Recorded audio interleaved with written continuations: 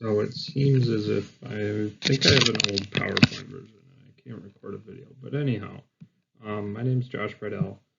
I am a project manager for a independent construction company, so I'm in charge of supervising anywhere from 8 to 10 people, which is, normally just normally just two different construction crews. So yeah. So as far as the ocean model goes, I would say definitely the first two traits of the five big key traits, I would say, are my strong suits. So you can kind of see here, as far as openness goes, the way I portray that is the desire to think beyond traditions, thinking outside of the box. A big thing with openness as well is you're willing to not only give your opinion, give ideas, whatever it may be, but you're also willing to openly accept ideas. For me, this is a big thing because I encourage people of any position to always be open to new things, always be thinking and questioning our ways of operation. Through doing this, I believe it allows everyone to kind of have a conversation and continue to improve or find more efficient ways of doing tasks, because we all have an open mind. Because, I don't want, as a manager, to ever say this is how we're doing it and there's no other ways around that. So for me, that's a very big one because, like I said, I'm always trying to improve our ways of operating, regardless of if it's my idea or someone else's idea. As far as conscientiousness goes, I perceive that as being an employee that that others can rely on. And like for me personally, this comes down to organization as a big factor. Keeping all files, keeping all accounts, keeping our finances, and keeping, day-to-day tasks for myself and for employees organized. If I'm not organized, all that's going to create is chaos. So that's kind of a big one for me as well. Extroversion, communicating effectively. This is very important in the team's environment or an organization where you're working in group, because for me, it's like my key as far as how this helps me be successful is that if I can communicate effectively and I can know each and all my employees on a little more personal level than just as an employee, and they can feel the same way about me, I feel that creates kind of a grounds where people aren't afraid to speak up. I don't ever want people to feel like I am strictly supervising them. I want them to feel like they can come to me and talk to me the same way I want to be able to do that for them, So that's where that is. Agreeable. This I see can be a good or bad trait. Certainly there's a difference between agreeable and being, as people say, a yes man. So if you're agreeable, you're not creating dysfunction, but also don't be so agreeable that, a manager or your employees are calling on you to do tasks that just aren't reasonable.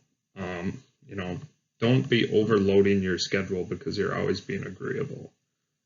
And then the final one, I see that as don't be the person on a team or in an organization with a short fuse. For managers and like myself, authority does not mean power. So just because you're in a management position doesn't mean you can be temperamental or aggressive. So that's,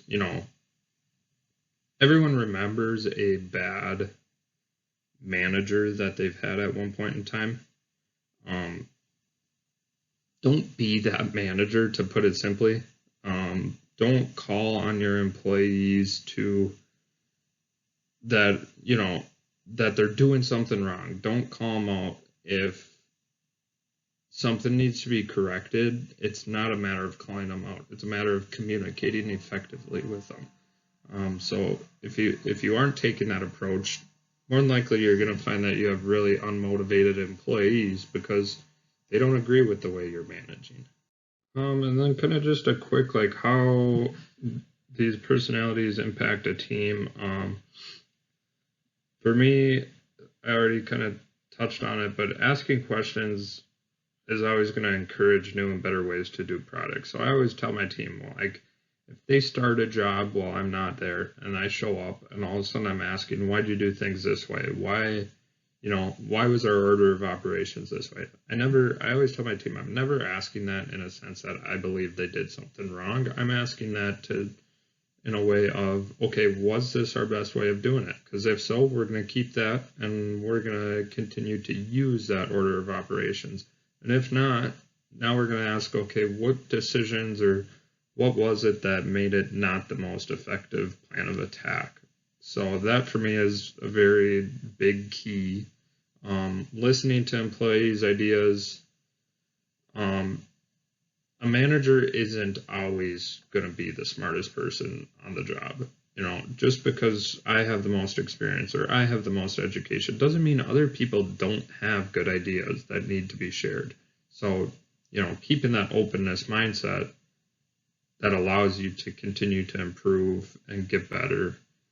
And then simply just motivating other people to be productive and to have value, knowing your employees' personal goals allows you to work with them, and maybe it allows you to assign tasks that might complement those goals. So knowing your employees and finding a way to motivate them, not approaching them with that aggression and that temperament so that they are willing to work for you and be productive for you. How I approach being a leader, kind of already touched on it, but first of all, never approaching employees or team members in a negative manner. Creating an environment that encourages all your employees, regardless of their position, to feel valued. Just because you are, so to say, the low guy on the totem pole does not mean you are undervalued or not valued. In a team manner, I need every part of the team to feel valued in order for us to work at our highest level. So like I said, create that environment. And then knowing your employee goals, I already touched on that as well. If you know their goals, you can work with them in a team environment. You can assist them while they assist you. And through that, you're going to find a lot of value within your organization. Kind of just looking over the strengths assessment, kind of what it scored me on and what I interpreted this as. It's kind of weird when I went through the assessment. I almost felt like there were right and wrong answers, but I do think I still answered everything to my fullest potential. And assess that my traits, strong suit being an includer, so I make an effort to include others who may feel left out. I've kind of always stood by that. Going through grade school, having lots of friends never meant that, to me, it never meant I couldn't have more. So if I saw someone left out, I was making sure they no longer felt left out. And same concept in the work world, make everyone feel like they're involved and important. Self-assurance, I viewed that as confident in my ability to take on or manage tasks or risks. Definitely agree with that. I will take on as many tasks as needed, and if something comes up through doing those tasks, I'm pretty confident in my ability to problem solve and work through it with either myself or with the organization. Realtor, I enjoy close relationships and achieving goals with friends. To a certain extent, yes. I wouldn't say I have a ton of close relationships, but the ones I do have, I am in a deep, close relationship with that family, friend, whoever it may be. And achieving goals with your friends is certainly always something that, is a positive thing. Ideation, you're fascinated by any and all ideas. I kind of keep touching on this, but always having ideas, always bringing ideas to light is so, like, especially in the business I'm in, where we're a small, independently owned business. It's like a small idea could go such a far way in the organization I'm in. Like I said, I keep hitting that fact is just bring all ideas to light. Other people are going to have things to piggyback off of those ideas.